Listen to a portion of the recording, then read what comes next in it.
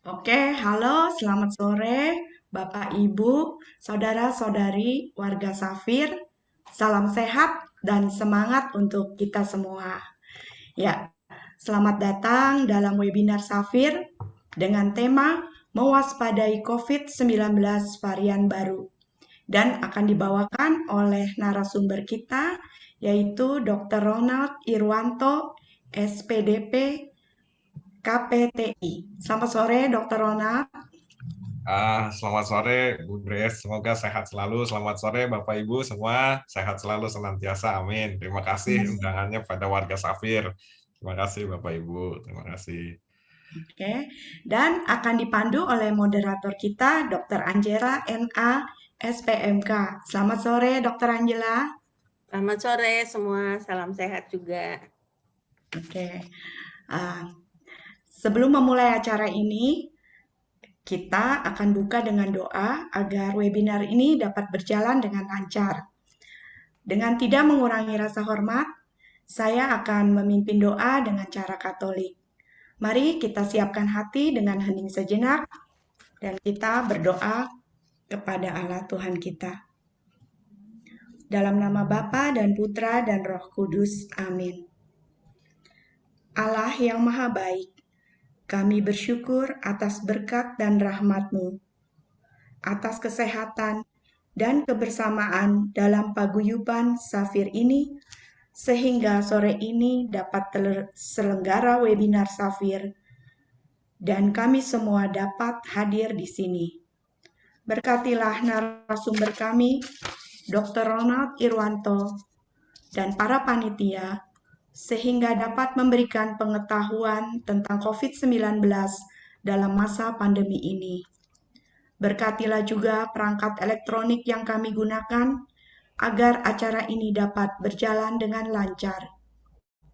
Semua doa ini kami sampaikan dengan perantaraan Yesus Tuhan kami. Amin. Dalam nama Bapa dan Putra dan Roh Kudus. Amin. Oke, sebelum memulai acara ini, kita mau dengar juga sambutan dari Ketua RW Safir, yaitu Pak Albert. Tapi karena pada saat ini belum dapat hadir, maka sambutan akan diwakilkan oleh Ibu Vega Safitri. Silakan.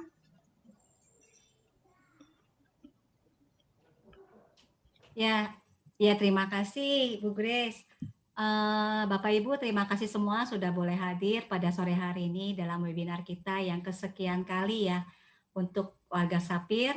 Kami bersyukur bahwa kita boleh mendapatkan pencerahan pada sore hari ini dari Dr. Ronald Irwanto yang memang pakarnya untuk di bidang penyakit menular ini ya, Dok. Kami mengucap syukur untuk kedatangan Dr. Ronald dan juga dibantu oleh Dr. Angela sebagai moderator kita pada webinar pada sore hari ini. Semoga berguna buat kita semua, semoga kita semua juga semakin lebih mengerti dan memahami penyakit yang menulari kita semua ini sehingga boleh memberikan dampak untuk kita dari pengetahuan ini dan kita boleh bagikan ke yang lain juga. Mungkin Pak Albert pada sore hari ini berhalangan, semoga nanti boleh bergabung dengan kita semua. Oke, mungkin boleh saya kembalikan ke Bu Grace. Terima kasih Bapak Ibu semua, sehat selalu. Iya, terima kasih Bu Vega atas sambutannya. Oke, tanpa berlama-lama kita akan mulai acara webinar ini. Saya serahkan kepada Dr. Angela sebagai moderator acara. Silakan Dr. Angela. Baik, terima kasih Ibu Grace dan Ibu Vega. Selamat sore sekali lagi pada warga Safir, Bapak Ibu. Selamat bergabung dalam acara webinar ini. Pertama-tama saya ucapkan terima kasih pada Dr. Ronald karena telah bersedia kembali hadir dalam acara webinar ini menjadi narasumber. Seperti yang kita ketahui bahwa setelah keadaan tampaknya ya menjadi membaik pada beberapa bulan yang lalu ya, setelah kita mencapai angka yang sangat tinggi pada bulan Desember, Januari, Februari 2021 kemudian menurun, tapi pada bulan yang lalu meningkat lagi dan jauh lebih tinggi daripada angka-angka pada bulan Desember dan Januari yang lalu. Jadi, dan kita juga dikejutkan dengan adanya varian-varian baru ya. Setelah ada varian Delta, sekarang ada varian Kappa, bahkan katanya sampai Zeta ya, jadi A sampai Z katanya. Baik, sebelum kita mulai, saya akan memperkenalkan dulu Dr. Ronald. Saya akan bacakan kurikulum vitae-nya secara singkat. Mungkin bisa ditampilkan, ditayangkan juga slide-nya. Dr. Ronald Irwanto Nata Dijaya, tadi sudah disebutkan, SPPD, spesialis penyakit dalam, konsultan penyakit tropik infeksi, Vinasim. Beliau lahir di Jakarta 20 September 1975 dan tinggal di daerah Kota Baru, Cideng, Jakarta Pusat. Dan pendidikan formalnya beliau menamatkan SMP dan SMA di College Canisius Jakarta, kemudian sebagai dokter umum dari Fakultas Kedokteran Trisakti, lulus tahun 2002, melanjutkan spesialis penyakit dalam di FKUI, lulus tahun 2009, kemudian melanjutkan lagi sebagai konsultan penyakit tropik dan infeksi juga di FKUI, lulus tahun 2013. Saat ini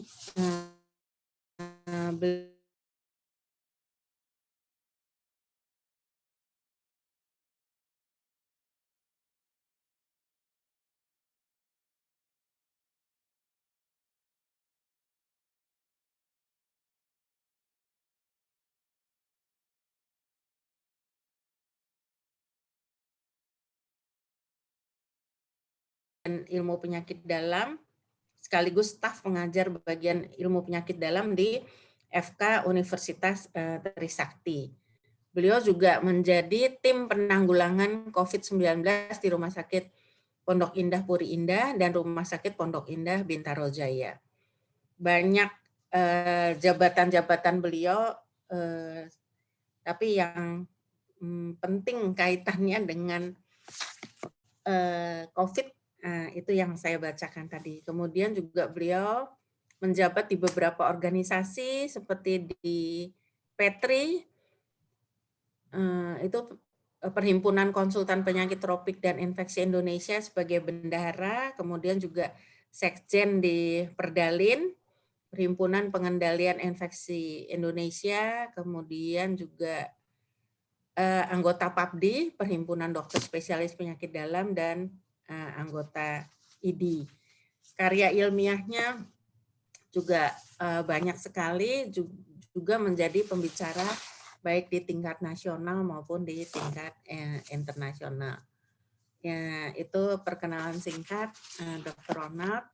Dan Dr. Ronald nanti akan menyampaikan materi tentang varian baru COVID.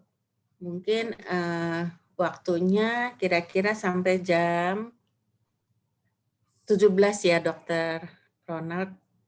Kemudian ada waktu 30 menit nanti untuk tanya jawab. Ya, saya persilahkan Dr. Ronald untuk menyampaikan presentasinya. Ya, terima kasih Dr. Angela Widin. Selamat sore Dr. Angela, selamat sore Bapak Ibu warga Safir semua yang berbahagia dan yang saya hormati. Terima kasih ya sebelumnya telah diundang lagi kedua kalinya, dan dengan sangat senang hati dan merupakan satu kehormatan bagi saya bisa hadir di hadapan Bapak Ibu semuanya. Bapak Ibu yang saya hormati, ini kita memang belakangan ini menghadapi suatu kondisi yang luar biasa ya, lonjakan kasus COVID yang luar biasa. Tadi saya setuju sekali seperti yang disampaikan Dr. Angela, seolah-olah memang sepertinya pada bulan Januari sampai bulan ya pertengahan mungkin atau awal-awal Mei itu sebenarnya kasus di rumah sakit tempat saya bekerja juga udah turun gitu ya. Jadi saya seringkali ngelihat kasus di rumah sakit saya ini kayaknya kok cukup signifikan dengan nasional gitu ya. Kalau kita turun berarti nasional juga turun, naik nasionalnya kita juga naik. Tapi terus kemudian kita ada musim libur ya, pada libur buka masker semua dan sebagainya, terjadi lonjakan lagi sampai sekarang masih terjadi. Tapi mudah-mudahan nanti dengan PPKM ini kita makin turun lagi. Nah, tetapi sekarang Bapak Ibu, ini yang menjadi satu primadona ya, memang varian-varian COVID-19. Ini sekalian saya bawa seri bedah buku namanya gitu ya. Nah, ini Bapak Ibu, ya mungkin ini yang seringkali menjadi hoax atau fakta sih. Ini yang seringkali mungkin kita jadi bikin takut ya. Ini beberapa pasien menanyakan nih Bapak Ibu, dokter semuanya ya. Dia nanya gini, dok bener nggak sih ini varian baru COVID-19 ternyata bisa menular hanya dengan berpapasan. Dan itu santer banget gosipnya seperti itu. Orang jadi takut. Kemudian bagaimana penggunaan masker medis ya, apakah lebih baik daripada masker kain? Apakah sebenarnya masker seperti apa yang kita pakai nih? Bagaimana kita proteksinya terhadap varian baru? Nah, Bapak Ibu yang saya hormati, ini adalah mungkin berbagai varian baru ya. Ini tadi sudah disampaikan juga oleh Dr. Angela, ada berbagai macam varian, mulai dari alfa, beta, gamma, delta, sampai zeta, eta, epsilon, kappa, dan sebagainya. Ya, nah ini sekarang memang populer sekali nih varian delta gitu ya, tidak hanya di komunitas awam, tetapi di komunitas medis. Karena disinyalir varian delta ini katanya lebih gampang menular. Nah, Bapak Ibu, sebenarnya yang terjadi adalah bahwa WHO menyatakan betul varian Delta ini lebih mudah masuk ke dalam badan kita. Jadi artinya dia lebih mudah berikatan, lebih mudah masuk ke dalam sel tubuh kita gitu ya. Tapi Bapak Ibu, ini WHO kembali mengingatkan bahwa sebenarnya mode of transmission-nya, jadi cara penularannya sama, tetap melalui droplet, tetap melalui percikan ludah. Jadi tidak ada perubahan dari model transmisinya. Sehingga Bapak Ibu di sini perlu disampaikan bahwa varian apapun alfa, beta, delta, gamma, zeta, eta, epsilon itu sebenarnya sama proteksinya, sama protokol kesehatannya tidak berubah. Nah, ini yang seringkali juga membuat saya kadang-kadang juga khawatir juga ya, karena kita jangan sampai misdirection. Artinya begini, kita ribut, sibuk dengan mengurusi dengan varian Delta, begini, begitu, di medsos juga banyak cerita tentang varian Delta. Saya suka sampaikan ke pasien, biarlah itu menjadi urusan lembaga Eijkman aja. Nanti lembaga Eijkman, lembaga yang memang berkompeten yang akan mengkaji, yang akan mensurvei. Tetapi sekarang kita di komunitas yang harus kita lakukan adalah tetap jaga protokol kesehatannya. Karena WHO sendiri, Bapak Ibu, sudah menyampaikan apapun variannya, luckily the same basic protective measures work against all COVID-19 variants. Nah, jadi sebenarnya lonjakan kasus COVID sebenarnya bukan karena varian Delta, bukan karena masuknya varian baru ke Indonesia. Betul ada varian baru yang sudah ada di Indonesia, terdeteksi jelas. Tetapi lonjakan kasus COVID pertama-tama terjadi bukan karena masuknya varian Delta, melainkan karena kita memang abai dengan protokol kesehatan. Kasusnya turun sampai Mei, setelah itu kita liburan, pergi pulang kampung, mudik, kemudian kita juga ke daerah-daerah wisata, berkerumun, wah di TV waktu itu ramai banget. Saya ingat banget BNPB, Prof. Wiku bilang, wah ini nanti kita lihat deh 2-3 minggu kemudian kita badai COVID, dan itu memang kejadian di rumah sakit gitu. Jadi bukan soal variannya, tapi soal pengabaikan dari protokol kesehatan. Protokol kesehatannya pun masih sama Bapak Ibu semuanya, ya jaga kontak, jaga jarak, kurangi berkerumun, kurangi mobilitas, cuci tangan, dan pakai masker medis. Nah, ini memang saya suka merahi pakai masker medis karena memang Bapak Ibu di sini kalau kita lihat dari British Medical Journal itu ini kita bedah buku ya. Jadi kalau yang di launching tahun 2015, mereka membandingkan antara healthcare workers, ya nakes-nakes yang menggunakan masker medis dan yang menggunakan masker bedah. Ternyata yang menggunakan masker medis itu hati-hati, dia malahan increase risk of infection dibandingkan yang menggunakan masker bedah. Nah, kita tahu banyak mutasi, WHO sebenarnya masih menetapkan sama, apapun variannya, mode of transmission-nya tetap melalui percikan dahak, percikan ludah, gitu ya Bapak Ibu ya. Nah, maka dari itu kapan kita disebut sebagai high risk contact? Itu pun sama, mau varian apapun disebut high risk contact apabila kita berada posisi kurang dari 1 meter, durasi lebih dari 15 menit, dimensi di ruangan tertutup tanpa ventilasi yang jelas, yang tidak baik, tanpa menggunakan alat pelindung diri yang direkomendasi. Nah, kalau kita berada pada posisi, durasi, dan dimensi seperti itu, maka varian apapun tetap kita berada pada close contact dengan tanpa menggunakan APD yang direkomendasi. Nah, ini Bapak Ibu APD yang direkomendasi ini sebenarnya kalau kita lihat berdasarkan evidence, terbaik adalah masker bedah. Masker bedah ini setiap kali memakainya, kembali kami ingatkan Bapak Ibu, setiap kali menggunakan masker bedah berarti kita melindungi orang lain dari percikan ludah kita. Kalau kita mau terlindung dari percikan ludah orang lain, maka lawan bicara kita juga harus menggunakan masker bedah.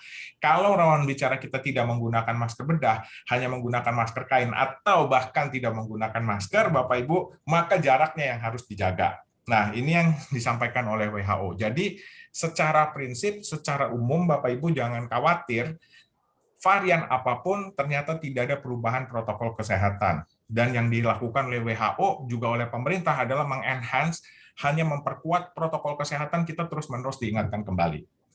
Nah, ini dari CDC. CDC pun sama, Bapak Ibu. About variants of the virus that cause COVID-19, dia bilang itu protect yourself. Jadi dia bilang tetap sama, wear a mask that covers your nose and mouth, stay 6 feet ya, 2 meter kalau CDC, WHO masih 1 meter, kemudian avoid crowds, hindari kerumunan, dan cuci tangan. Jadi apapun variannya sama. Nah, jadi Bapak Ibu yang saya hormati, sebenarnya strategi kita melawan atau mencegah varian baru ini apa? Strateginya satu, protokol kesehatan. Apapun variannya, mutannya, tetap protokol kesehatannya sama karena mode of transmission-nya tidak berubah, tetap melalui percikan. Jadi yang dimaksud dia lebih mudah menular itu bukan karena perubahan dia jadi airborne, bukan, tetapi memang dia lebih mudah menempel pada selnya. Tetapi untuk bisa menempel, tetap dia melalui medianya percikan ludah, sehingga protokol kesehatannya tidak berubah. Satu, senjata kita melawan varian baru adalah perkuat protokol kesehatan kembali yang tidak berubah itu. Kemudian yang kedua adalah strateginya melawan varian baru adalah dengan vaksinasi, Bapak Ibu. Nanti kita lihat ya. Wah, ini juga ribut nih. Vaksinasi dengan adanya varian baru katanya menurunkan kemungkinan timbulnya imun, menurunkan kemungkinan orang menjadi kebal. Nah, nanti kita lihat di slide-slide berikutnya. Tetapi Bapak Ibu, tetap WHO dan CDC pada kenyataannya juga tetap tidak mengubah vaksin untuk varian baru. Jadi artinya belum ada atau tidak ada suatu perintah misalnya kita bikin vaksin baru untuk varian baru, tidak. Tetap ada varian baru alfa, beta, delta, gamma, theta, eta, epsilon, zeta, kappa, iota dan sebagainya. Tetap yang disarankan oleh mereka adalah perluas vaksin, perluas vaksin, perluas vaksin. Nah, maka beberapa waktu yang lalu kalau nggak salah Sekjen WHO bilang, saya sebenarnya tidak khawatir dengan negara-negara maju, apalagi negara produsen vaksin seperti Amerika, Eropa, Inggris ya. Tetapi yang kita khawatirkan adalah negara-negara developing country, mungkin termasuk Indonesia atau negara-negara Afrika yang mungkin negaranya kurang maju ya. Gitu. Kenapa? Karena di sini penyebaran vaksin menjadi tidak merata. Bahkan ada orang yang nggak percaya vaksin, bahkan tidak percaya COVID. Nah, itu yang kita takut. Padahal sekarang dengan adanya varian baru, nanti kita bisa lihat, tujuan untuk mencapai herd immunity itu adalah tetap dengan memperluas orang yang vaksin, jumlah orang yang vaksin. Nah, jadi Bapak Ibu yang saya hormati, kalau saya boleh rangkum, saya boleh sarankan ya Bapak Ibu ya, sebenarnya untuk menghadapi varian COVID baru ini, domainnya cuma 2 aja. 1, perkuat protokol kesehatan, 2 adalah vaksinasi. Jadi fighting zone kita cuma di 2 ini, Bapak Ibu. Saya selalu bilang sama pasien-pasien tuh, suatu bangsa, suatu negara yang bisa menang terhadap COVID-19 itu apabila bisa menang di 2 fighting zone ini. Protokol kesehatannya rapih, dia disiplin, kemudian vaksinasinya bisa diperluas. Nah, itu kita bisa mungkin suatu hari mencapai herd immunity. Nah, nanti kita lihat ya Bapak Ibu. Tapi senjatanya cuma 2 ini Bapak Ibu, apapun variannya. Nah, ini mungkin sekedar sekilas Bapak Ibu ya mengenai perjalanan penyakit COVID-19. Ya, apakah memerlukan antibiotik rutin? Ya, ini kita sering dikasih azitromisin kalau COVID gitu ya. Apalagi varian baru dapat azitromisin atau ivermectin. Ya, terus terapi plasma konvalesen bagaimana? Ya, ini sekaligus saya sesingkat aja ya. Ini mengenai perjalanan penyakit COVID-19 ya Bapak Ibu ya. Nah, ini bedah buku, jadi selalu saya ambil dari literatur. Nah, ini saya ambil dari IVMS Guidelines, Bapak Ibu. Ya, ini kalau mungkin banyak ya guidelines yang menyatakan perjalanan penyakit virus COVID ya. Tetapi ini mungkin yang saya anggap paling mudah kita cerna bersama-sama. Ya, ini kita lihat ya Bapak Ibu ya. Kalau kita lihat di sini mungkin Bapak Ibu 28. Ya, ini sebenarnya adalah time course-nya, jadi hari-hari sakit dia. Nah, terus kita lihat di sini ternyata COVID-19 katanya punya 4 fase menurut dia nih ya. Ada fase inkubasi, fase simptomatik, fase early pulmonary phase, dan fase late pulmonary phase.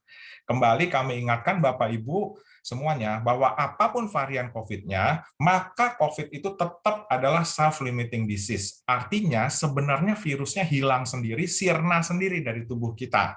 Gitu. Nah, hanya dia harus melewati perjalanan ini, Bapak Ibu. Ya, nah ini kita lihat di hari pertama, ketika virusnya itu masuk ke dalam tubuh kita, jeder masuk di sini, gitu ya. Dia tentunya akan bereplikasi, dia akan memperbanyak diri,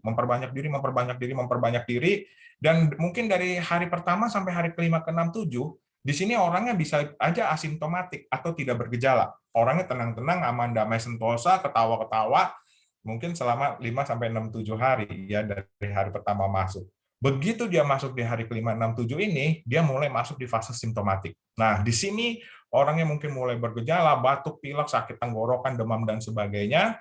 Baru setelah itu virusnya kemudian sebenarnya hilang sendiri. Sudah tidak hidup lagi ketika kita lihat masuk ke early pulmonary phase, mungkin hari ke-12, 13, 14, 2 minggu lah setelahnya, ini virusnya sebenarnya sudah tidak viabel, virusnya sudah tidak hidup lagi, Bapak Ibu. Nah, tetapi memang lucunya di sini virus COVID ini ya, dia seperti dia masuk, hanya hidup beberapa hari, 2 minggu mungkin di dalam badan kita, tapi dia klik, dia ada nyalain api di dalam paru-paru kita. Apinya jadi radang paru-paru kita itu. Nah, di sini lucunya radangnya makin lama makin berjalan terus, makin lama makin hebat, sehingga lucu di sini Bapak Ibu bisa lihat virusnya udah nggak ada, sudah tidak hidup lagi, tapi api radangnya melalap paru-parunya makin turun, akhirnya orangnya sesak napas, akhirnya masuk ke ventilator gitu. Ya, nah ini yang sering kali kejadian. Sehingga di sini Bapak Ibu, kami para dokter ini jadi lebih hebohnya dengan kondisi radang paru-parunya. Disinilah orang kondisinya jatuh dalam kondisi yang buruk dan jelek. Begitu. Nah, ini yang Bapak Ibu, orang sering bertanya, dok saya udah divaksin, tapi kok jadi positif? Ya, nah ini bisa aja ketika dia divaksin, orang itu sebenarnya sudah terpapar, jadi dia sudah masuk di fase inkubasi ini. Gitu. Di sini dia divaksin, begitu divaksin 1, 2, 3 hari kemudian dia jadi demam dan sebagainya. Jadi bukan karena divaksin kemudian jadi positif, bukan. Ya, itu bisa dimaklumi. Kalau sekarang data yang divaksin komplit misalnya udah 15 juta, 16 juta di Indonesia, bisa aja dari 15-16 juta itu Bapak Ibu dokter, Bapak Ibu semua, sekitar 200-300 ribu yang datang ke tempat vaksin, itu jangan-jangan memang udah pada fase inkubasi ini, gitu. Sementara dia nggak sadar. Ya, nah ini yang kemudian jadi cukup heboh. Tapi bukan karena vaksinnya, tetapi mungkin kemungkinan karena fase inkubasinya itu dia sudah masuk di situ ketika dia divaksin.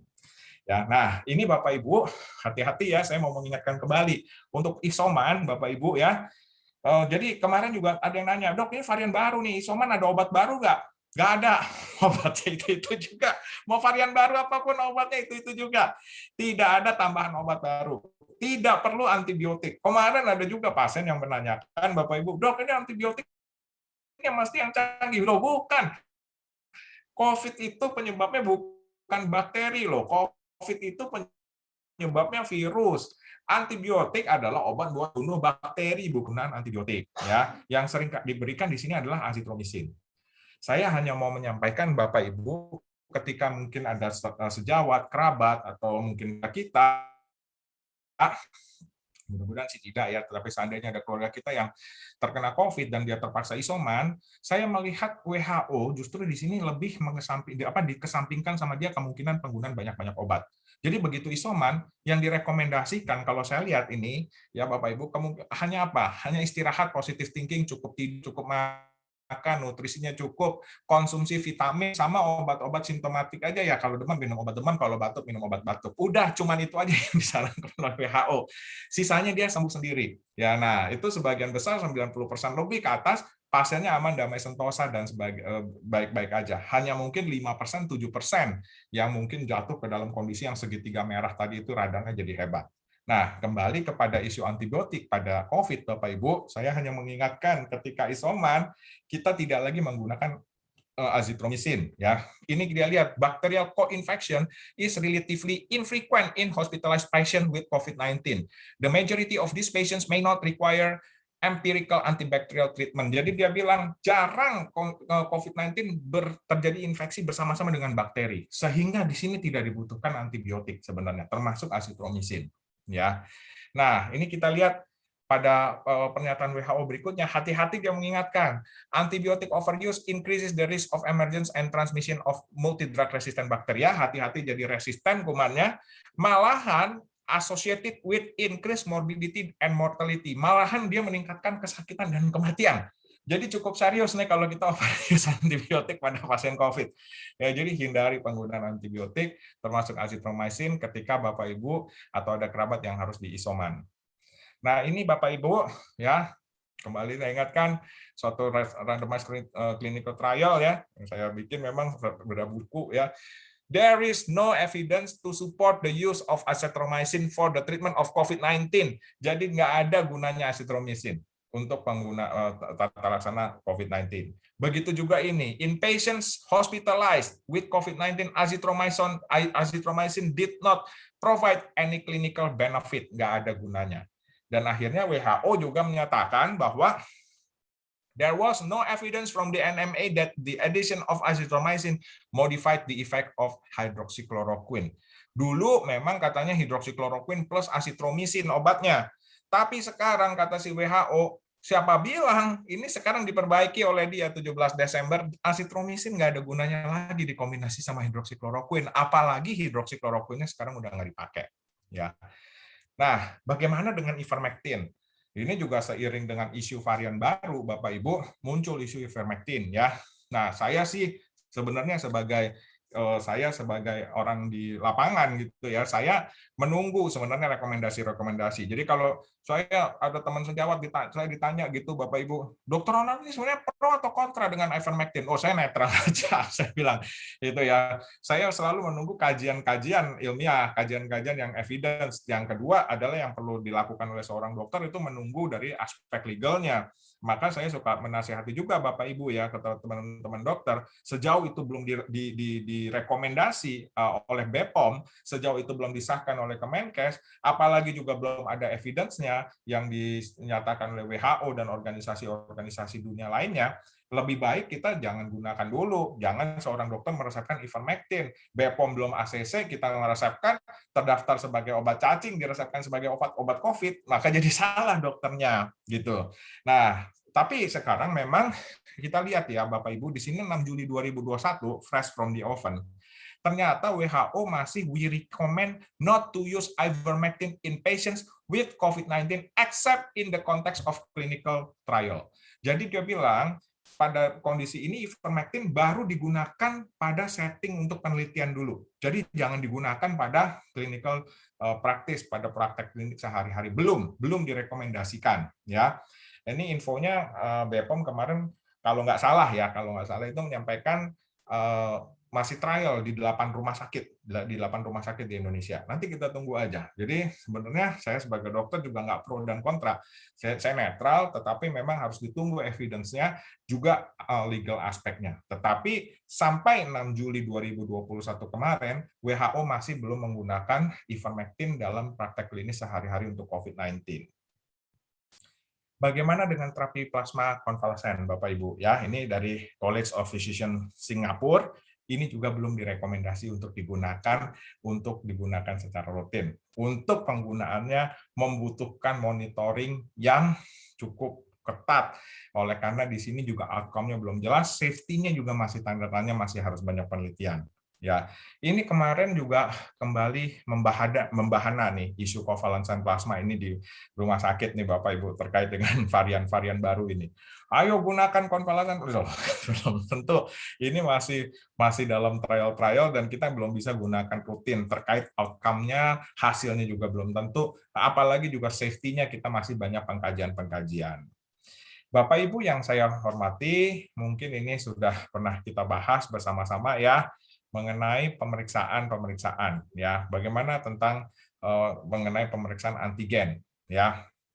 Ini kita lihat Bapak Ibu, yang kita lihat sekarang untuk antigen itu kalau memang sekarang yang menjadi untuk confirm kasus itu tetap adalah PCR. Secara administratif yang dinyatakan sebagai confirm case COVID-19 adalah PCR, bukan antigen, apalagi antibody, apalagi Genos, belum. Tetap PCR yang dipakai WHO maupun Kemenkes. Ya, tetapi memang di sini merebak ya pemeriksaan antigen. Alasannya klasik, harganya memang lebih murah ya. Bukan hanya di Indonesia aja pemeriksaan antigen ini saya kira cukup luas digunakan berbagai masyarakat di dunia. Tetapi kemudian FDA mengeluarkan satu pernyataan bahwa letaknya di mana pemeriksaan antigen. Nah, dia menyatakan begini, Bapak Ibu, kalau antigen diperiksa positif, oke lah, boleh seseorang itu diobati, dievaluasi, diisolasi sebagai pasien COVID sampai dia sembuh. Tapi kalau dia negatif, Bapak Ibu, jangan langsung dijudge, di rule out bahwa oh asik ini antigen negatif, bebas, berarti pasti bukan COVID, pasti bukan. Jadi kalau dia negatif, Bapak Ibu, FDA menyatakan bahwa lebih baik sangat harus dikonfirmasi dengan PCR karena bisa false negatif ya. Nah, jadi ini yang dinyatakan oleh WHO. Nah, maka dari itu memang tidak heran bahwa secara administratif kalau yang mungkin Bapak Ibu dengar di TV, oh Indonesia sekarang confirm case adalah sekian juta orang, 2 juta orang, 2 juta sekian. Itu sebenarnya bukan berdasarkan antigen tapi berdasarkan PCR. Ya, tetap berdasarkan PCR. Begitu juga kalau misalnya kita mau masuk ke rumah sakit, Bapak Ibu, yang mau masuk ke rumah sakit dengan antigen positif, mau pakai biaya Kemenkes, itu mereka mintanya PCR, diulang lagi dengan PCR test. Gitu, baru keluar biaya Kemenkesnya. Nah, ini Bapak Ibu mengenai pemeriksaan antigen ya, dan ini mengenai pemeriksaan PCR. Ya, nah ini kembali mungkin diingatkan ya, mungkin Dr. Angela jauh lebih paham karena beliau bekerja di mikrobiologi ya. Nah, cuman ini sekedar saya coba jembatani saja, mungkin Dok izin dengan bahasa awam gitu ya. Mungkin pernah waktu kemarin juga dibawakan. Nah, ini juga yang seringkali menjadi isu ya. Ada orang bertanya begini Bapak Ibu, wah Dok ini dengan adanya varian baru nggak kedeteksi sama PCR gitu. Enggak, bukan. Ya beberapa waktu yang lalu saya juga akhirnya ngobrol juga ya, bukan ngobrol, saya lihat ya surat edaran dan sebagainya dari Dinkes. Varian baru pun sebenarnya bisa tetap akan terdeteksi dengan pemeriksaan PCR, tetap akan terdeteksi. Jadi begitu PCR itu diambil, variannya kalau dia misalnya positif, materi genetiknya keambil gitu ya, baru di situ akan bisa dideteksi ini mutan apa bukan. Nah, kalau sekarang misalnya PCR-nya negatif, berarti materi genetiknya aja nggak keambil, nggak bisa ditentukan dia mutan apa nggak, orang barangnya nggak ada gitu ya. Nah, jadi adalah anggapan yang salah bahwa kalau PCR negatif itu hati-hati itu mutan, bukan ya. Jadi untuk bisa tahu mutan atau tidak, harus tahu dulu materi genetiknya, baru diperiksa ini mutan atau bukan. Jadi jangan salah ya Bapak Ibu, karena varian baru ini, varian Delta ini kemarin gosipnya begitu, bahkan juga merebak cukup luas di antara para klinikus ya, medis ya. Tapi sebenarnya tidak begitu. Kemarin diingatkan kembali, bisa diperiksa. Jadi apapun variannya, bisa tertangkap dengan PCR. Bukan artinya PCR negatif, tapi orang yang batuk pilek, sakit tenggorokan, itu varian baru. Bukan. Justru untuk mengetahui varian baru, harus ada dulu materi genetiknya, baru diperiksa. Ini mutan apa bukan, gitu. Ya. Nah, tetapi memang kembali diingatkan, Bapak-Ibu, di sini bahwa kalau kita lihat pemeriksaan PCR ini, sekali lagi dia tidak bisa membedakan virus hidup dan virus mati. Ini hanya sekedar ilustrasi aja. Ya, artinya apa? Yang dilihat sama dia adalah materi genetik, bukan virusnya itu secara utuh. Jadi cuma melihat pasir-pasir virus itu aja, gitulah istilah awamnya. Ya, nah, di sini kita lihat orang yang kemasukan virus utuh ya, Bapak Ibu, dengan adanya virus utuh kita swab dengan PCR dia positif. Tetapi kemudian tadi kita tahu perjalanan penyakit ini kan sebenarnya sembuh sendiri, virusnya mati sendiri, hilang sendiri. Begitu pecah, hilang, dia akan shedding nih. Jadi dia akan bertaburan di saluran nafas seperti ini. Kalau pas kita keambil di daerah yang tidak ada materi genetik, nggak ada pasir-pasirnya ini, masuk ke alat PCR negatif. Tapi penasaran, 3 hari 4 hari kita ambil lagi yuk. Pas keambil di daerah yang ada taburan materi genetik, taburan pasir-pasirnya ini positif lagi, bahkan CT value-nya turun lagi. Ya. Nah, oleh karena itu Bapak Ibu kembali diingatkan bahwa PCR ini mau varian apapun, dia bisa mendeteksi materi genetiknya, tapi nggak bisa mendeteksi virus hidupnya. Jadi artinya WHO menyatakan betul dia bisa mendeteksi, menyatakan sakit, confirm. Bisa, ketika pertama kali PCR diperiksa positif, maka dinyatakan confirm case, dia harus dievaluasi, diisolasi, ditata laksana sebagai COVID. Tetapi kemudian bahwa orang sembuh, mutlak PCR-nya harus negatif, ini yang tidak bisa dinyatakan demikian oleh WHO. Ya. Nah, oleh karena itu Bapak Ibu, saya kembali mengingatkan lagi bahwa WHO tidak wajib mengharuskan secara strict bahwa orang sehat walafiat itu PCR-nya harus negatif. Ini kita lihat di sini pernyataan dia dari Scientific Brief 17 Juni 2020. It appears safe to release patient from isolation based on clinical criteria. Satu, kriteria klinisnya baik, aman, damai, sentosa, bebas gejala, bebas komplikasi, that require a minimum time in isolation of 13 days. Minimal isolasi 13 hari. 13 hari ke atas dengan kriterianya aman, orangnya aman, damai, sentosa, baik, nggak ada apa-apa, itu udah boleh lepas isolasi. Rather than strictly on repeated PCR results. Tidak ada cerita PCR resultnya harus negatif baru lepas, nggak ada. Ya. Nah, ini kenapa diambil 13 hari? Oleh karena diambil 10 hari plus 3 hari bebas gejala, Bapak Ibu. Nah, jadi kalau seandainya ada orang yang bebas gejala baru di hari ke-16, umpamanya Bapak Ibu, itu ditambah 3 hari lagi, berarti kurang lebih hari ke-19, bebas gejala, dia baru boleh lepas isolasi. Bapak Ibu, warga Safir yang saya hormati semua, demikian juga dengan yang dinyatakan oleh CDC pada 13 Februari 2021. Untuk COVID, dia bilang lepas isolasi, ending home isolation, itu 10 hari, dia lebih singkat lagi, 10 hari plus 24 jam bebas gejala. Dan yang dimaksud 24 jam bebas gejala ini, bebas gejala tanpa menggunakan obat-obat yang mereduksi atau menurunkan gejalanya. Misalnya bebas, nggak lagi minum obat demam dan sebagainya, tapi bebas gejala memang. 10 hari plus 24 jam bebas gejala. Kalau dia severe illness, ya, kalau dia bilang kalau dia berat, ya, itu antara 10 sampai 20 hari after symptom onset, setelah bebas gejala gitu. Nah, ini boleh lepas dari isolasi, dia bilang. Jadi di sini nggak dinyatakan bahwa lepas isolasi harus PCR negatif. Bagaimana kalau pasiennya itu tidak ada gejala? Itu boleh bebas dari isolasi kalau menurut CDC itu 10 hari, 10 days after the date of their first positive RT-PCR result.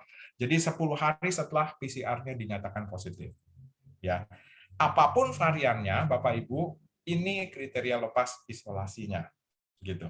Ya. Nah, ini Bapak Ibu mungkin juga setelah misalnya dia sembuh menjadi penyintas, terpapar lagi gitu ya, nggak sengaja. Apakah langsung harus PCR lagi? Belum tentu juga. Dia penyintas, sembuh, terpapar lagi. Kita tunggu katanya. For adults previously diagnosed with symptomatic laboratory confirmed COVID-19, jadi PCR-nya positif, who remain asymptomatic after recovery, ya, itu retesting or quarantine is not recommended if another exposure occurs or might have occurred within 90 days after the date of symptom onset from the initial SARS-CoV-2 infection. Jadi dia bilang kalau dia 90 hari penyintas, kemudian dia mundur 90 hari, ada terpapar lagi, kalau misalnya dia asimptomatik, nggak usah diperiksa-periksa PCR lagi. Kecuali kalau muncul new symptoms. Nah, ini mungkin bisa dipertimbangkan untuk diperiksa lagi. Gitu ya. Jadi, retesting atau karantina juga tidak direkomend. Ya, kalau misalnya dia tidak bergejala. gitu ya, remain asymptomatic after recovery gitu. Nah, ini yang dinyatakan oleh CDC. Bapak Ibu yang saya hormati, bagaimana dengan vaksinasi COVID-19? Belakangan ini juga dengan munculnya varian baru itu muncul berbagai macam pertanyaan ya. Apakah masih masih efektif atau tidak sebenarnya vaksin ini dengan munculnya varian baru.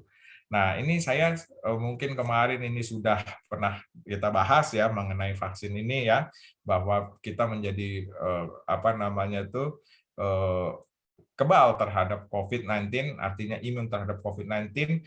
Apabila divaksinasi itu kita artinya imunitas itu kita dapat dengan cara disengaja, dengan hadir datang, dok kita minta divaksin ya.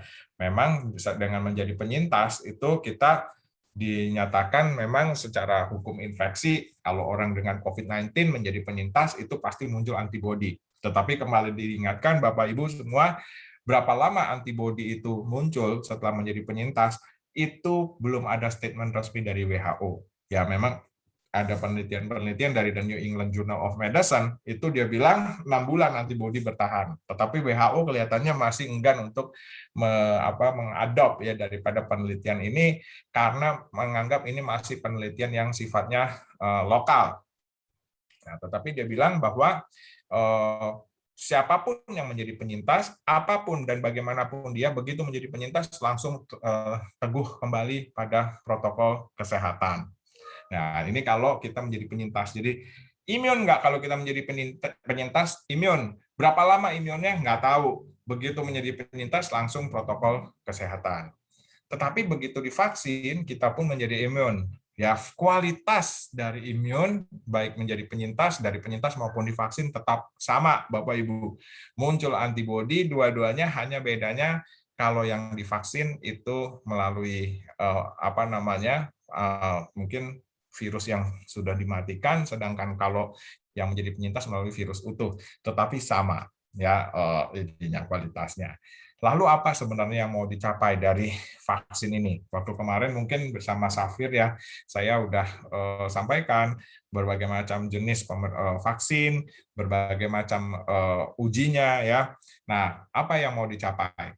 Saya memang belakangan ini juga banyak ditanya Bapak Ibu, ini varian baru sebenarnya virus varian baru ini vaksin yang terbaik itu apa ya dok? Nah saya sering sampaikan bahwa vaksin yang terbaik adalah vaksin yang tersedia pada saat Bapak Ibu siap untuk divaksin. Gunakan vaksin itu, apapun vaksinnya, apakah Sinovac, AstraZeneca, Moderna, Pfizer, begitu menyatakan diri siap untuk divaksin, gunakan.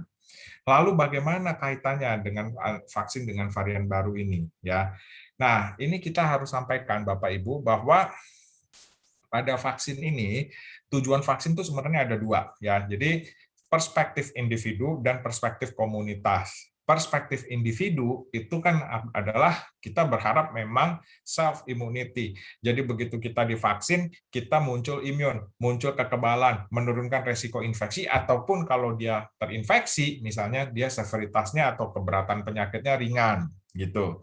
Ya, tapi memang Bapak Ibu seperti yang kemarin pernah saya sampaikan, tidak bisa memang 100 orang divaksin, 100%, 100%-nya itu pasti muncul imunitas, muncul kekebalan. Ya, katakanlah mungkin 100 orang divaksin, bisa aja yang muncul imunitas mungkin 70%, yang muncul kekebalan 70%, sisanya 30% di sini kemudian tidak muncul imun, ya kan? Nah, kemarin waktu di episode pertama bersama Safir, saya sering sampaikan, lalu kemudian di sini orang berlomba-lomba, wah saya ini setelah divaksin gitu ya, saya termasuk yang imun apa enggak? Katakanlah kalau 70% yang divaksin imun, 30% tidak, katakanlah demikian, bukan angkanya begitu ya, ini contoh aja, 70% yang divaksin imun, 30% tidak. Saya masuk kelompok yang 70 atau masuk kelompok yang 30. Lalu setelah divaksin, orang berlomba-lomba mencari laboratorium untuk diperiksa antibodinya. Saya imun atau tidak? Ya, nah sebenarnya tidak perlu Bapak Ibu. Kembali diingatkan ada perspektif komunitas, yaitu mencapainya herd immunity. Kenapa bisa begitu? Kenapa tidak perlu? Nah ini kita lihat ya gambar lebih jelasnya nih Bapak Ibu. Nah ini contoh ya. Kalau kita sebelum program vaksinasi, ya sebelum program vaksinasi ini mungkin seperti ini. Satu orang kena dia menularkan si A, si B, si C, kemudian si B ini nanti menularkan lagi orang lain. Ini juga kena lagi, menularkan ke 3 orang, 1, 2, 3, ini yang kena, ini menularkan lagi terus dan sebagainya. Begitu kita vaksin, nah jadi seperti ini gambarannya. Ini semuanya kita vaksin orang-orang ini ya, tetapi Bapak Ibu lihat dari yang kita vaksin ini, itu yang jadi merah, yang jadi kebal, yang jadi imun, mungkin nggak semuanya. Mungkin ada 30% yang tidak imun. Hanya 70% mungkin yang imun. Mungkin ya, gitu. Ini sih contoh aja. Nah, tetapi permasalahannya Bapak Ibu, kalau kita masuk di kelompok yang 30% tadi, seandainya kita nggak imun, tetapi sebenarnya kita udah dipagari oleh 70% orang yang imun, maka sebenarnya kasusnya di situ akan turun. Kemungkinan transmisi kita tertular dan sebagainya juga akan turun. Nah, di sini begitu severitasnya turun, morbiditasnya juga turun, transmisinya juga turun, ini yang kita sebut sebagai herd immunity. Jadi seandainya Bapak Ibu termasuk kelompok yang tidak imun tadi, tapi kalau udah dipagarin oleh semua orang yang imun, kita akan relatif aman. Nah, ini yang dinyatakan oleh WHO nih Bapak Ibu, bahwa apapun variannya, perluas, semua orang perbanyak vaksinasinya, gitu. Kenapa demikian? Nah, ini kita kasih contoh ya Bapak Ibu ya. Ini pernyataan kemarin juga pernah saya singgung waktu di episode pertama, pernyataan dari Dr. Sali Aman Nasution, Ketua PB PAPDI ya, di sini melalui majalah Halo Internis, beliau menyatakan bahwa yang ditekan adalah reproductive number. Reproductive number itu adalah berapa kemungkinan jumlah orang yang dapat ditularkan oleh satu orang penderita COVID-19, gitu ya. Nah, reproductive number di Indonesia berkisar antara 1,5 sampai 3,5. Jadi artinya kalau satu orang yang kena COVID, dia berpotensi menularkan ke antara 1,5 sampai 3,5 orang. Nah, untuk mencapai herd immunity, dia bilang dibutuhkan kira-kira 40 sampai 70% individu yang imun. 70% deh, 70% individu yang imun. Dari 280 juta orang ini 70% lah individu yang imun, gitu ya. Nah, sekarang kita kasih contoh nih Bapak Ibu ya. Bagaimana sekarang kalau seumpama muncul varian yang baru? Kalau misalnya, saya hanya ini, angka-angka ini hanya contoh ya Bapak Ibu ya. Kalau benar misalnya, katakanlah dari yang divaksin itu 70% diantaranya imun, 70% diantaranya menjadi kebal. Ya kan? Kemudian dihitung oleh ahli public health, ya, oleh ahli kesehatan masyarakat. Untuk mencapai herd immunity itu ternyata, ini hitungan ya, ini contoh aja. Ternyata untuk mencapai herd immunity, umpamanya dibutuhkan 70 juta orang imun, 70 juta orang imun, gitu ya. Kalau kita tahu dari orang-orang divaksin 70% diantaranya akan imun, sedangkan dibutuhkan 70 juta orang imun di masyarakat misalnya untuk mencapai herd immunity, berarti berapa banyak orang yang harus divaksin untuk mencapai angka 70 juta ini dengan angka 70% diantaranya menjadi imun. Berarti kan kemungkinan 70% imun untuk mencapai 70 juta orang ini dibutuhkan 100 juta orang untuk divaksin. Dia harus memvaksin 100 juta orang dengan harapan 70%-nya menjadi imun. Dengan harapan demikian 70 juta menjadi imun, orang jadi herd immunity. Nah, sekarang ada varian baru gitu ya Bapak Ibu ya. Nah, begitu muncul varian baru, turun nih ternyata kemungkinan menjadi imun turun dari 70% menjadi 60%. Setiap orang yang divaksin yang tadinya 70% jadi imun, dengan ada varian baru turun katanya menjadi 60%. Nah, sementara kan angka untuk mencapai herd immunity tetap misalnya 70 juta orang, nggak ada, ya nggak berubah. Berarti pesannya apa? Dengan adanya varian baru, tingkatkan jumlah orang yang divaksin. Jadi 70 juta menjadi 70 juta per 60%. Karena tadinya 70% dia turun jadi 60%. Tadinya 100 juta orang yang dibutuhkan untuk vaksin untuk mencapai 70 juta, sekarang butuh 116,6 juta orang. Nah, ini oleh karena itu Bapak Ibu, seperti yang tadi saya sampaikan, Bapak Ibu, para warga Safir yang saya hormati, fighting zone untuk melawan COVID-19 ini, apapun variannya, fighting zone-nya tetap 2. Protokol kesehatannya tetap dijaga, protokol kesehatan tidak berubah, sama aja, sudah dinyatakan oleh WHO. Demikian juga di rumah sakit. Jadi kalau Bapak Ibu lihat, protokol kesehatan di rumah sakit untuk nakes, pakaiannya dan sebagainya tidak berubah ya. Ini untuk nakes juga saya di Perhimpunan Pengendalian Infeksi juga kemarin banyak melakukan satu kritisisasi ya, bahwa yang dipakai hazmat atau yang apalagi yang kayak orang planet itu coverall sebenarnya tidak perlu dan itu tidak digunakan oleh WHO. Yang digunakan oleh WHO sama hair cap, face shield ya atau eye protector, kemudian masker, gaun, sarung tangan. Mau varian baru apapun, bagaimanapun mutasinya tetap untuk nakes sama. Perlindungannya seperti itu. Untuk komunitas juga sama Bapak Ibu. Jaga jarak, jangan berkerumun, kurangi mobilitas, cuci tangan, pakai masker, jaga kontak. Itu aja. Mau varian apapun, menangi zona fighting zone kita di situ. Yang kedua adalah vaksinasi. Mau varian apapun, jangan ditanya mana yang lebih baik untuk varian apa. Mau ada Sinovac, AstraZeneca, Moderna, Pfizer, gunakan. Vaksin terbaik adalah vaksin yang tersedia pada saat Bapak Ibu siap untuk divaksin. Karena memang harapan pemerintah, juga harapan WHO, itu adalah memperluas jumlah orang yang divaksin. Apabila pun misalnya ternyata turun dia keefektifannya si vaksin itu, maka dengan memperluas jumlah orang yang divaksin, dengan mempercepat vaksin, maka kita mencapai herd immunity lebih cepat. Dan itu memang yang diharapkan secara perspektif komunitas, gitu ya. Makanya nih Bapak Ibu, saya sedih nih kalau ada orang yang nggak mau vaksin, apalagi nggak percaya COVID ya. Terus ada pasien nanya aneh-aneh lagi, dok itu kalau divaksin katanya sama Bill Gates dimasukin semacam microchip. Itu masuk microchip masuk ke dalam badan ke aliran darah gitu emboli gitu ya kan. Nah jadi hal-hal yang kayak gitu mungkin harus kita minimalisir dan mudah-mudahan kita bisa menjadi duta untuk changing agent ya gitu di masyarakat kita juga, karena ini saya juga lagi mengkampanyekan vaksin untuk masyarakat kita semua.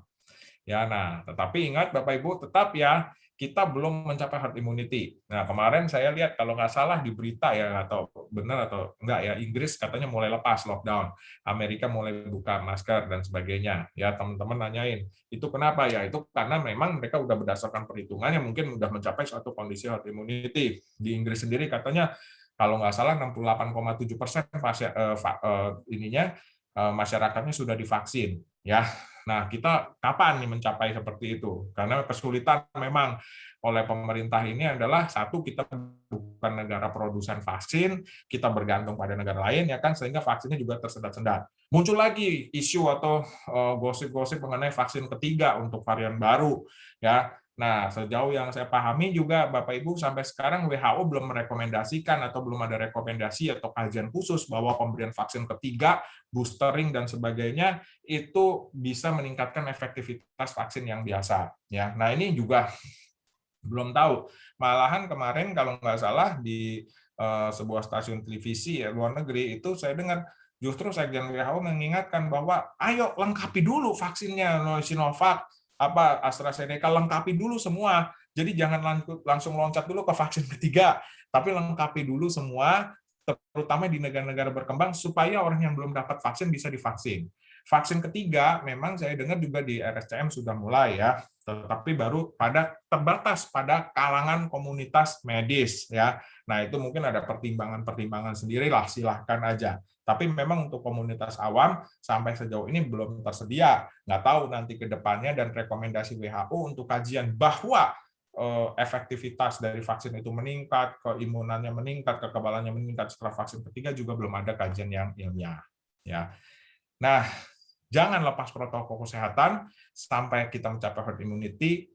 Tetap begitu divaksin, jangan euforia, tetap pada protokol kesehatan. Protokol kesehatannya tidak berubah, Bapak Ibu, apapun variannya. Ya, nah ini mungkin tetap sama. Tadi sudah saya sampaikan, Bapak Ibu yang saya hormati. Dan ini mungkin foto-foto ya waktu di Wisma Atlet kemarin saya sudah sampaikan. Ya, ini kita melatih para dokter waktu itu. Mudah-mudahan masih dalam kondisi sehat walafiat. Ya ini, tapi Bapak Ibu bisa lihat di sini ya posisi, durasi, dimensi. Di sini kita jaraknya duduknya 1 meter semua, yang dikenakan adalah masker bedah, dan dimensinya di ruang tertutup, tapi kita buka jendela sehingga cahaya masuk, udara masuk, ventilasi menjadi baik. Ya kalau kita dalam kondisi seperti ini, kita tidak berada pada resiko paparan yang tinggi sebenarnya. Ya, nah ini saya ya, ini mengenakan alat pelindung diri untuk tenaga kesehatan yang direkomendasi dari WHO. Jadi bukan yang planet itu yang putih itu loh Bu. Bapak Ibu yang jalan kayak nah itu enggak ya. Apalagi sebenarnya agak kurang nggak dianjurkan misalnya bagi nakes juga untuk misalnya keluar makan pakai hazmat gitu, nggak boleh ya. Nah ini yang dianjurkan oleh WHO. Jadi dia menganjurkan ini hair cap, ya ini ICU setting ya, jadi kita pakai masker N95, kemudian ini pakai face shield ya untuk melindungi mata ya, mukosa mata, selaput lendir mata, terus kita juga menggunakan gown. Jadi yang digunakan bukan hazmat atau coverall. Ya ini yang sesuai dengan rekomendasi WHO menghadapi COVID untuk nakes dalam kondisi apapun, varian apapun. Ya, ya mungkin itu. Ini divaksin kita tetap disiplin pada protokol kesehatan, dukung dan sukseskan program pemerintah laksanakan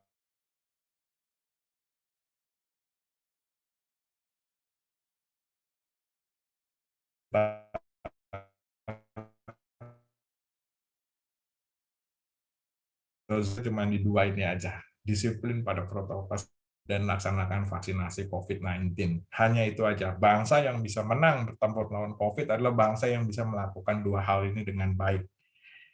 Ya, mungkin itu Bapak Ibu yang saya hormati, para warga Safir semuanya, terima kasih. Sekali lagi doa saya semoga Bapak Ibu selalu dalam kondisi sehat, sejahtera dalam era pandemi COVID ini, tetap produktif, tetap dan jangan lupa bahagia. Terima kasih Bapak Ibu, mohon maaf apabila ada yang kurang-kurang dalam berkenan dalam penyampaian saya pada hari ini. Demikian saya kembalikan kepada moderator Dr. Angela. Selamat sore, terima kasih. Baik, terima kasih Dr. Ronald. Bukan main, luar biasa. Presentasinya sangat lengkap ya, mulai dari pencegahan, diagnosa, kemudian sampai tadi mengenai vaksin ya. Jadi kita sudah mendapat pengetahuan yang sangat komprehensif. Karena sudah ada beberapa pertanyaan yang masuk, sebelum memberi kesempatan, kalau boleh nanti langsung memberikan pertanyaan, saya bacakan dulu pertanyaan-pertanyaan yang ada. Dan yang sudah dijawab mungkin kita lewati saja supaya tidak duplikasi ya. Tadi misalnya nih tentang penularan, seberapa cepat virus Delta bisa menular jika berpapasan? Ya tadi sudah dijawab ya. Jadi tidak usah dijawab lagi. Nah kemudian ada lagi pertanyaan, bagaimana tips supaya udara di rumah tetap aman walau bersirkulasi dengan udara luar? Ya, terima kasih Bapak Ibu dokter. Intinya begini, kalau untuk mengamankan udara di rumah, ya kamar, ruang tamu dan sebagainya, semakin besar Bapak Ibu bisa buka jendela, semakin banyak cahaya masuk, semakin banyak udara masuk, ya itu sebenarnya semakin aman. Ya karena sekali lagi Bapak Ibu, bahwa COVID ini penularannya melalui droplet, bukan melalui airborne. Ya, jadi melalui percikan, bukan melalui airborne. Jadi untuk bisa mengamankan sirkulasi di rumah itu harus dibuka, harus baik ventilasinya, pencahayaannya juga baik. Semakin baik ventilasi, semakin baik pencahayaan, maka Bapak Ibu semakin aman untuk dari COVID-19. Nah ini juga Bapak Ibu yang seringkali saya sampaikan gitu ya, orang berolahraga. Ya, orang berolahraga apa perlu pakai masker? Sekarang ada isu masker double lagi, ya kan? Nah, isu masker double ini dari CDC kemarin, katanya Anthony Fauci dan sebagainya, ya. Tapi kalau saya lupa tadi saya tampilkan ya, untuk nakes aja rekomendasi masker double per 12 Juli 2021 WHO masih menyatakan belum merekomendasikan dan masih butuh banyak kajian untuk itu, dan hati-hati terhadap self contamination atau kesulitan bernapas gitu ya. Nah, itu yang 12 Juli 2021. Jadi belum dinyatakan sebagai efektif. Maka dari itu kalau bisa kita lari pagi, jalan pagi, sebenarnya kalau kita tidak berada pada posisi durasi dimensi, jadi posisi kurang dari 1 meter kalau menurut WHO ya, durasi lebih dari 15 menit dan dimensi di ruangan tertutup dengan ventilasi yang buruk, kita jalan pagi, lari pagi, tidak berkerumun, tidak bersama-sama, orang lain sebelah sana, kita sebelah sini, jaraknya 3 meter, 4 meter, itu aman, nggak akan tertular COVID-19. Jadi kira-kira begitu. Demikian, mudah-mudahan bisa terjawab Bapak Ibu dokter. Terima kasih. Ya. Baik, ini ada yang berkaitan mungkin dengan itu, apakah betul varian Delta itu airborne? Dan bagaimana dengan kondisi air condition di rumah yang berdekatan outdoor-nya satu sama lain? Ya. Padahal yang satu sedang isoman gitu mungkin. Ya, terima kasih. Ya, Bapak Ibu, sejauh ini belum ada yang menyatakan bahwa varian Delta ini airborne. Jadi kalau airborne itu kan kita ngebayangin virusnya awur-awuran di udara, gitu ya. Saya sih hanya melihatnya begini. Kita melihat aja rekomendasi dari ininya APD-nya WHO. Kalau dia berubah mode of transmission-nya, pasti protokol kesehatannya juga akan dirubah sama dia. Dirubah. Tapi selama dia belum mengubah protokol kesehatan, berarti modus dari transmisinya itu sama. Ya. Nah, mengenai AC, air conditioning dan sebagainya, itu juga sebenarnya belum ada bukti yang evidence ya bahwa itu ditularkan. Wow, sebelahnya air conditioning orang COVID kemudian menularkan ke sebelahnya, itu juga belum ada bukti. Beberapa memang di medsos ada yang membuat kita takut seperti itu, tapi WHO masih menyatakan sama model transmisinya, belum ada bukti penularan seperti itu, protokol kesehatannya juga masih sama. Mungkin itu Dr. Angela. Ya. Terima kasih Bapak Ibu. Terima kasih. Baik, ini ada pertanyaan seperti itu, tapi saya rasa sudah terjawab dari presentasi tadi bahwa apakah benar berita adanya virus COVID varian baru Lambda dari Vietnam? Apakah antisipasi kita? Jadi antisipasinya sama ya tadi, varian apapun proteksinya sama ya, tetap menjaga prokes, protokol kesehatan dan vaksinasi ya. Saya rasa sudah terjawab. Ya, dokter. Dan apakah cara terapinya berbeda-beda? Tadi juga sudah terjawab ya. Terapinya sama saja. Oke. Ya. Kemudian, nah ini pertanyaan tentang box sterilizer. Apakah cukup ampuh untuk membunuh virus dari barang-barang pesanan, termasuk kalau kita memesan makanan? Ya. Ya, Bapak Ibu, terima kasih. Ya, ini isu sebenarnya juga cukup lama ya, box sterilizer, desinfektan kayak gitu ya. Nah, cuman sebenarnya sih begini Bapak Ibu, yang terpenting sebenarnya bukan mendisinfektan atau membersihkan surface ya. Sampai sejauh ini juga yang dinyatakan WHO, CDC itu masih menyatakan bahwa penularan tertinggi terbesar bukan melalui surface atau melalui permukaan ke kita, bukan, tetapi melalui droplet. Nah, kalaupun ada kemarin kan juga isunya begitu ya, sampai uang dicuci, jadi pencucian uang, dicuci, mau transaksi uang di pasar dicuci dulu pakai hand sanitizer, didisinfektan dulu, bahkan nerima kembalian nggak masuk dompet, ini dulu digantung-gantung dulu duitnya gitu ya. Nah, sebenarnya itu nggak perlu seperti itu. Jadi yang ditekankan tadi kita lihat ya, yang konteks CDC tadi, about varian baru aja, wash your hand, dia bilang. Jadi tetap terutama yang dibersihkan itu bukan barang-barang kita, bukan uang kita, bukan makanan kita, tapi tangan kita. Tangan kita ini yang nyentuh muka kita, mata kita, hidung kita, ya mukosa, selaput lendir kita. Nah, ini yang berbahaya. Jadi semakin sering Bapak Ibu cuci tangan, semakin kecil Bapak Ibu akan menurunkan kemungkinan untuk tertular melalui surface. Mungkin itu Dr. Angela. Terima kasih. Ya.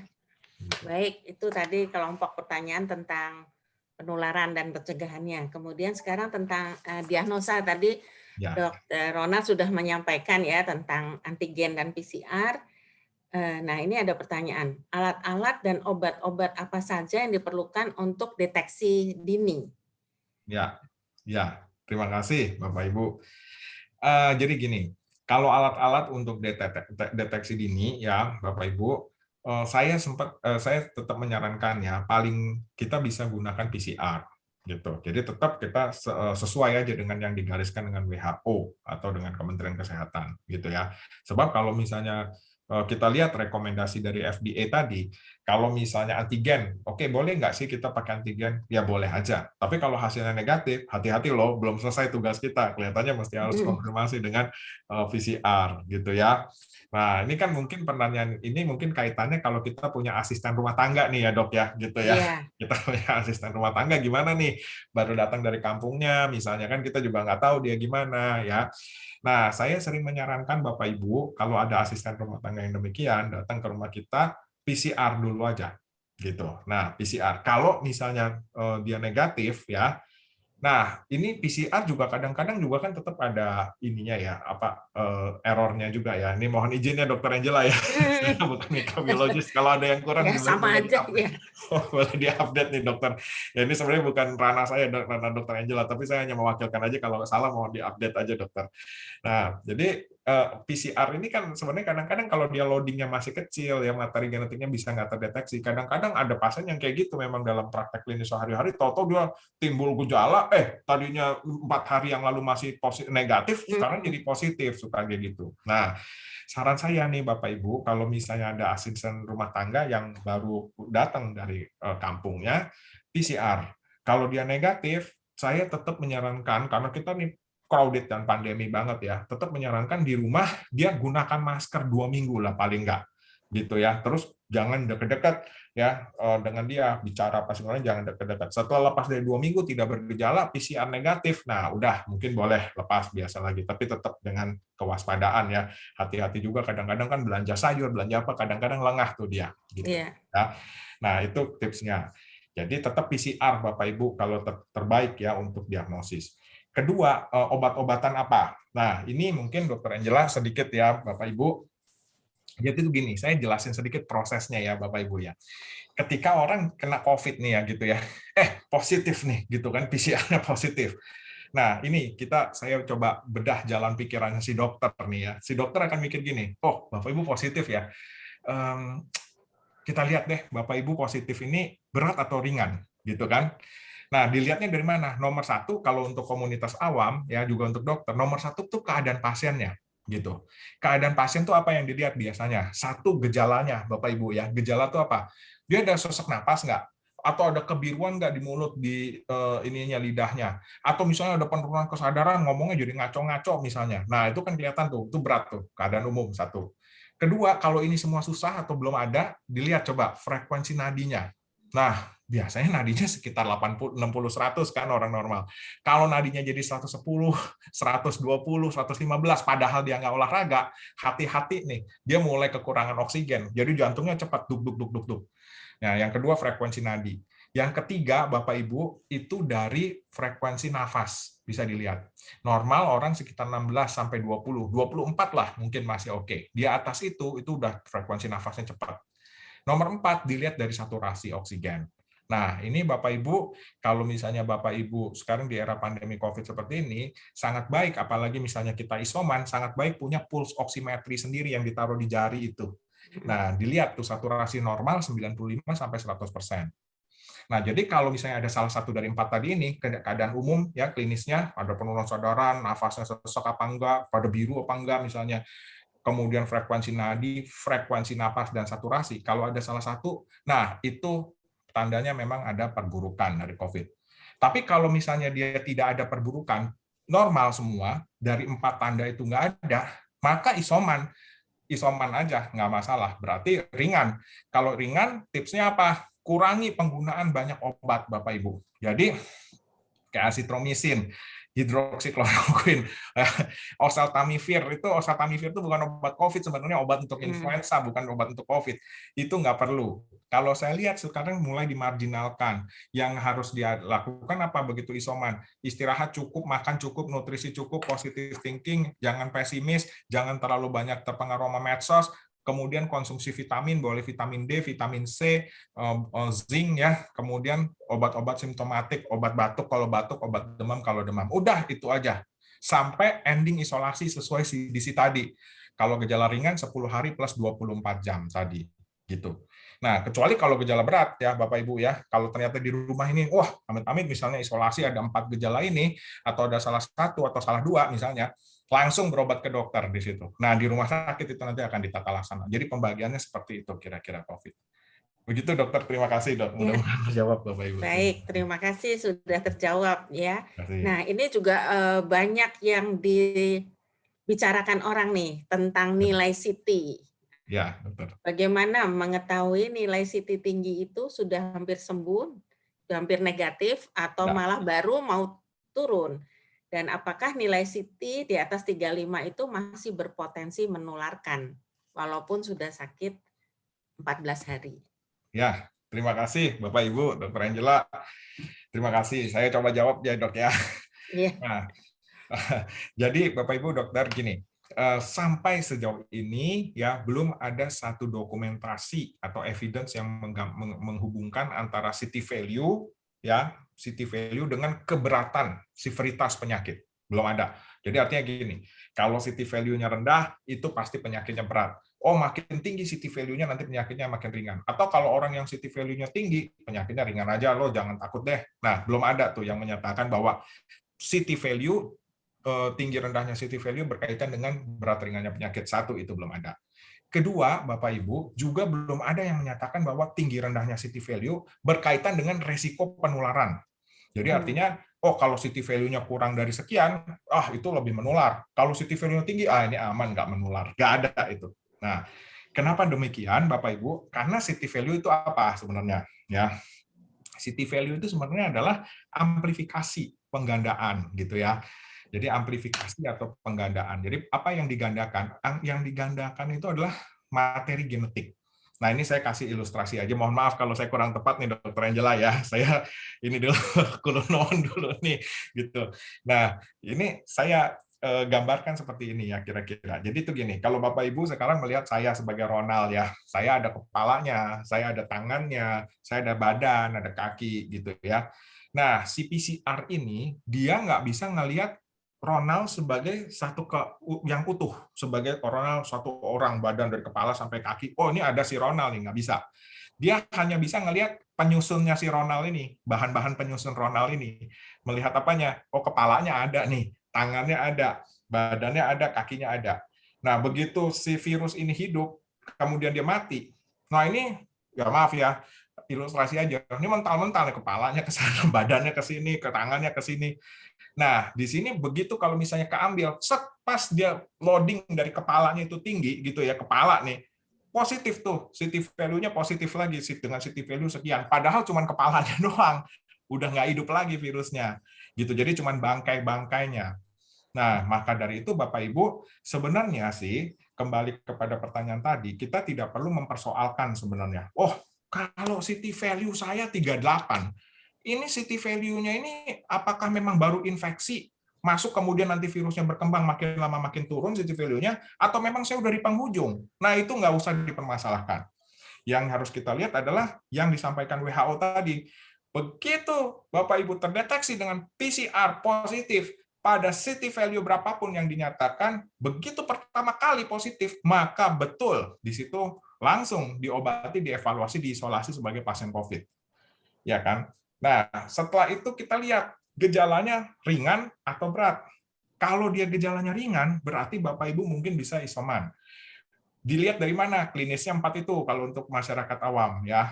Gejalanya perburukan apa enggak, yang tadi saya sebut ada opsionosis, biru ya, penurunan sadaran, sesak napas, frekuensi nadinya cepat apa enggak, frekuensi napasnya dan saturasinya. Kalau dia tidak ada, dia cukup isoman, obat-obatannya juga cuma itu, ending isolation, ending gitu ya.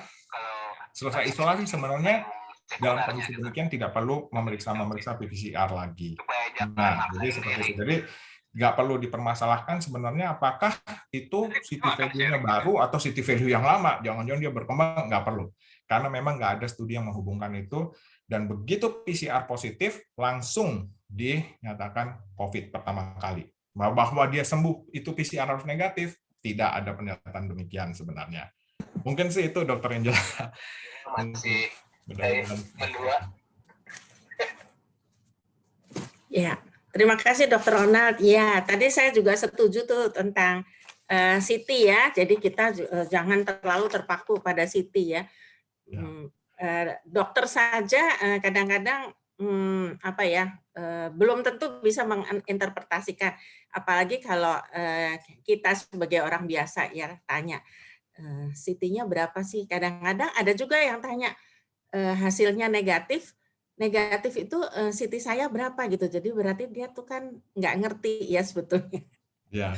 Oke. Kemudian saya juga tadi menitik beratkan juga tuh tadi Dr. Ronald menyampaikan ya, kalau kita periksa PCR untuk deteksi dini, tetapi negatif itu belum tentu ya dia negatif. Mungkin masih masa inkubasi. Karena itu tadi kalau ada ART kita suruh dia pakai masker ya kalau memang sudah di rumah kita, atau diisolasi dulu kalau sampai kita yakin ya seminggu atau 2 minggu dia negatif, nah baru kita pekerjakan. Karena banyak juga tuh yang kecolongan dari situ. Iya, dokter. Ya, baik. Itu mengenai diagnosa. Nah, sekarang juga ada beberapa pertanyaan tentang isoman. Iya, dok. Apa yang harus dilakukan pertama kali jika terpapar atau terinfeksi COVID? Tadi mungkin sepintas Dr. Ronald sudah menyampaikan hal-hal apa yang perlu diperhatikan ya. Ya, Nah, kemudian ada lanjutannya yang berkaitan ya, apa saja yang dibutuhkan dan larangan-larangannya. Ya. Mungkin itu dulu. Ya, terima kasih Dr. Angela. Ya, Bapak Ibu yang saya hormati, yang pertama kali ya misalnya begitu kita kena COVID gitu ya, nomor satu positive thinking. Nah itu saya suka sampaikan tuh ya kepada para pasien juga positive thinking. Kadang gini sih, soalnya memang di masyarakat kita itu begitu pandeminya COVID ya, kesannya tuh wah bagaimana banget gitu. Akhirnya begitu dia kena COVID dia menstigma sendiri gitu ya. Wah ini saya COVID dan stres dan sebagainya.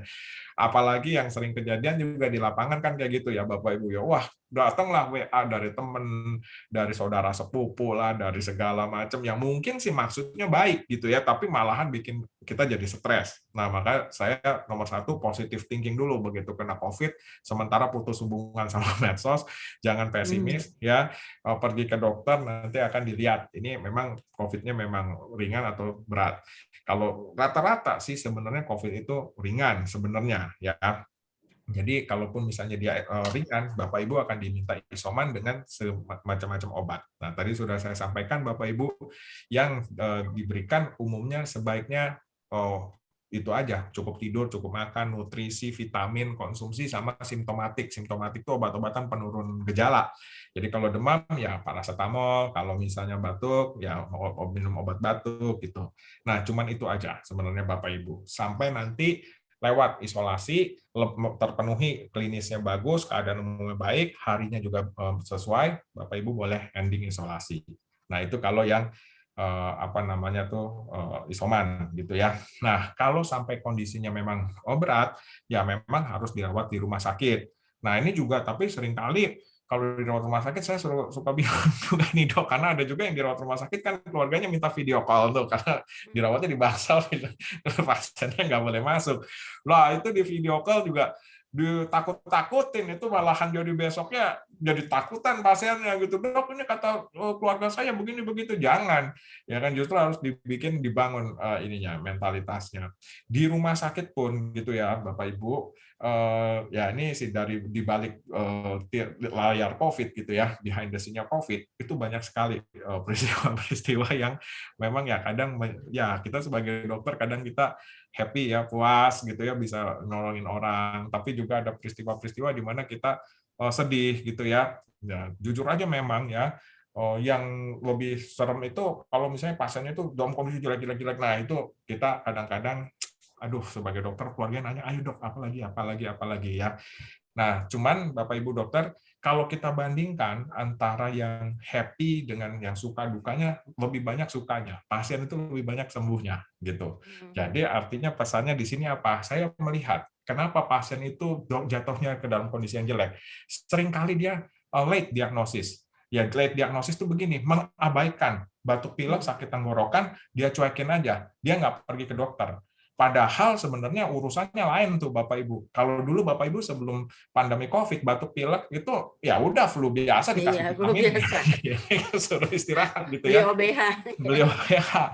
Tapi begitu di pandemi COVID Bapak Ibu begitu batuk pilek langsung deh segera ke dokter supaya terdeteksi obatnya juga lebih ini. Nah yang jatuh ke dalam yang jatuh ke dalam kondisi yang jelek-jelek tuh kadang-kadang late diagnostik karena dia juga abai gitu. Nah itu aja sih dok mungkin yang bisa saya sampaikan. Terima kasih. Ya. Baik, terima kasih Dr. Ronald. Jadi tadi kalau ada pertanyaan pantangannya apa ya? Pantangannya itu tadi ya, dengar berita-berita hoax ya, yang jelek-jelek gitu ya. Ya, dok. Larangan-larangan. Ya, tapi betul. Kalau makanan atau apa nggak ada ya sebetulnya ya larangan ya. Nggak Sama ada ya. mungkin itu aja dokter yang mau ditekankan itu azitromisin ya. Ini sekarang udah Oh bisa ya, minum minum minum obat seperlunya. Ya. seperlunya ya. Antibiotik juga mesti dihindari. Ini ada perubahan nanti mungkin dari 5 perhimpunan profesi ya, Ya. kita udah mengesampingkan penggunaan antibiotik pada Ya. isoman terutama gitu, dokter. Iya, dari pengalaman saya mendampingi dari jauh ya, jarak jauh Ya. itu yang isoman juga gitu, itu untuk positive thinking, untuk tidak cemas gitu-gitu tuh lebih penting daripada obat-obatnya sendiri gitu ya. Ya, dokter, betul. Oke, baik. Kemudian ada lagi nih yang bertanya, kalau orang kena COVID dan dia berada dalam satu ruangan sendiri, apakah dia harus pakai masker? Logikanya virusnya kan terkumpul di masker dan terhirup lagi. Ya, terima kasih Bapak Ibu. Betul. Kalau sendirian, di ruangan sendirian, nggak ada orang, dia sendiri penderita COVID, tidak perlu menggunakan masker, tidak perlu. Ya, bahkan kalau kita baca yang terakhir nih, sayang tuh dok ya, saya lupa tadi sebelum masukin ya dok. Yang terakhir rekomendasi dari WHO 12 Juli, bahkan pada inpatient ya, pasien COVID yang dirawat pun sebenarnya pada saat dia di ruang rawat, kalau dia sendirian, itu dia tidak perlu mengenakan masker. Dia hanya diperkenankan boleh menggunakan masker ketika dia tidak bisa mempertahankan jarak 1 meter, kurang dari lebih dari 1 meter terhadap seseorang. Kalau dia nggak bisa pertahankan jarak itu, dia pakai masker. Jadi dia mungkin singkat cerita dia hanya pakai masker ketika dokternya memeriksa atau ada perawat yang memeriksa. Tapi sejauh dia sendirian, apalagi dia bisa mempertahankan jarak 1 meter lebih, itu sebenarnya mereka nggak perlu pakai masker katanya. Begitu Bapak Ibu, terima kasih. Gitu. Baik, terima kasih. Sudah terjawab ya saya rasa. Kemudian ini ada pertanyaan tentang kekentalan darah. Apakah infeksi COVID menyebabkan kekentalan darah dan bagaimana penanganannya? Mungkin secara sederhana bisa dijelaskan. Dan apabila PCR-nya sudah negatif, sudah sembuh, apakah masih harus dipantau terus kekentalan darahnya itu? Oh ya, terima kasih dokter. Gini, sebenarnya gini ya Bapak Ibu ya, dibilang kekentalan darah gitu sih sebenarnya enggak ya. Tapi saya kasih contoh gini ya. Saya sering gambar ilustrasi itu begini. Ini kan yang kita periksa D-dimer. Ya mungkin Bapak Ibu sering lihat ya D-dimer. D-dimernya tinggi loh gitu ya. Terus kemarin juga ada berita tuh, D-dimer tinggi, darahnya kayak cendol gitu ya. Oh iya. Dok, cendol dalam darah ya. Cendol dalam darah. Nah, sebenarnya enggak seperti itu ya Bapak Ibu. Nah, saya cerita sedikit ya dokter ya. Ini Bapak Ibu ya, sebenarnya D-dimer itu apa? Saya cerita ilustrasi gini. Bayangkan ya paru-paru kita nih seperti bangunan gitu ya. Tadi kita sudah cerita ya, bangunan ini kemudian diserbu sama virus COVID, masuk, kemudian virus COVID ini membakar, klik, cus, kebakarlah kita nih kan bangunan ini. Apa yang terjadi setelah virus itu mungkin kemudian mati dalam sekian hari, 2 minggu lebih, nah tapi bangunannya kan kebakar-bakar. Nah, apa yang terjadi pada sebuah bangunan yang kebakar? Nah, di situ kan akan bocel-bocel, temboknya, ya kan batanya pada lepas, ya catnya pada rontok apa segala macam.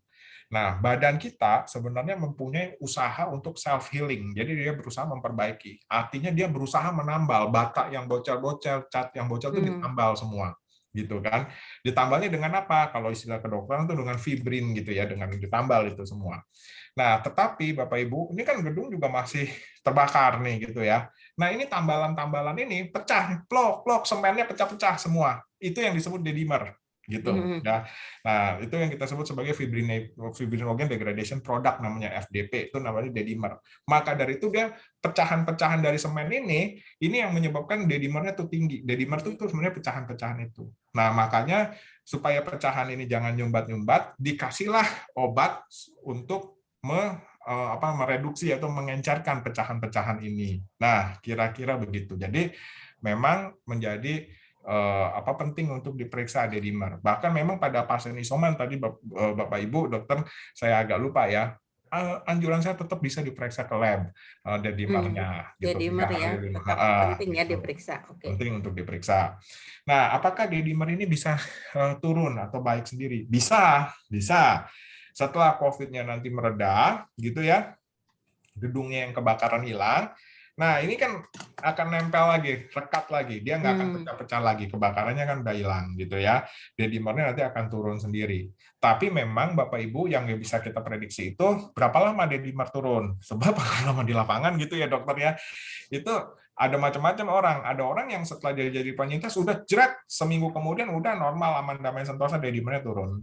Tapi ada juga orang yang dedimernya tinggi terus sampai 1 bulan, sampai dia minumin obat untuk penurun dedimer itu tadi, ya, atau ininya.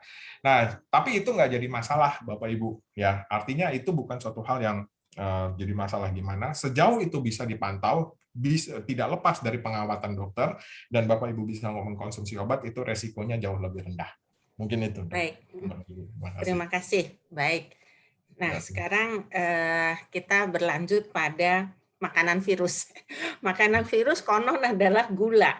Apakah benar bahwa kita harus puasa selama 16 jam pertama sejak terdeteksi guna menghambat pertumbuhan virus pada tubuh kita? Oh ya, terima kasih dokter. Nah, ini kaidah virus ya. Ini kembali saya kulunuan lagi nih sama dokter Angela. Gitu ya.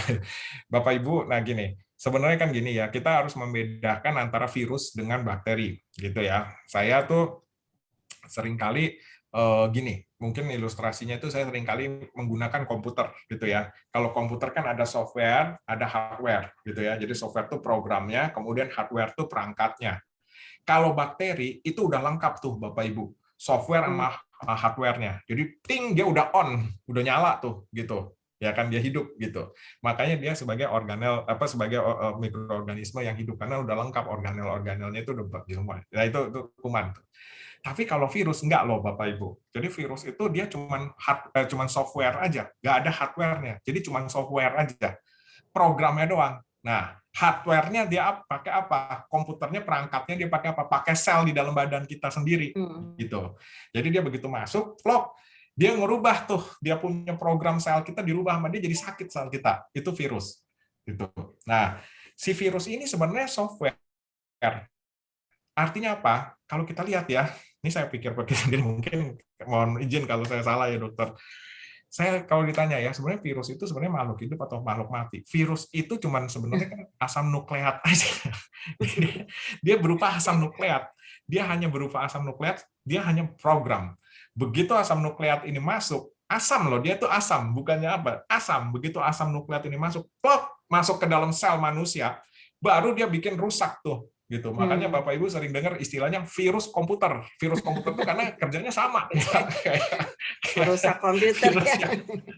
Iya, Bu. Iya, dokter. Namanya sama virus juga ya. Namanya sama karena kira-kira kerjanya sama seperti itu. Hanya kalau virus komputer yang terinfeksi komputernya programnya jadi rusak, tapi kalau virus beneran yang ada di alam bebas yang terinfeksi adalah sel kita sehingga kita menjadi rusak.